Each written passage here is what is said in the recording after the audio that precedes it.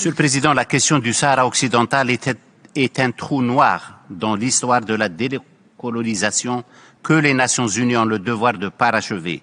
Il s'agit d'un véritable bug diplomatique où les approches politiciennes primaires, le cynisme et la passivité coupable ont pris le pas sur les souffrances d'un peuple dont on cherche par l'usure à changer les attitudes, les comportements et les convictions.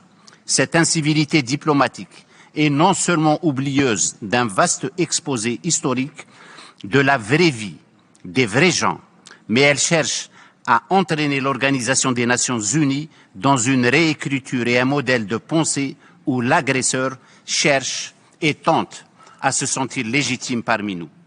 Monsieur le Président, avec son infinie rhétorique, le Royaume du Maroc tente depuis plus de 4 décennies de développer à l'endroit de la communauté internationale une matrice, des idées et un schéma où il assume outrageusement le non-respect de la règle de droit et la violation de la légalité internationale.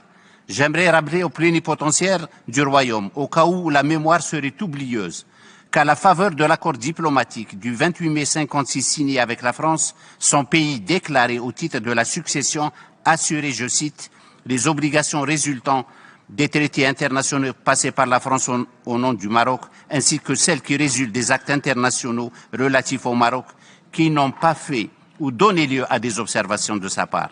Or, le Royaume, au moment de son accession à l'indépendance, n'a jamais fait aucune observation sur les conventions franco-espagnoles relatives au statut du Sahara occidental.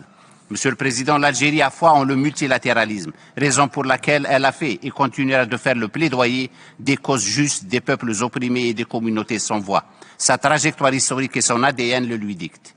Elle ne cautionnera pas la radicalité de la position de l'agresseur et ne s'accommodera jamais de l'échec de la... Pardon, concluez.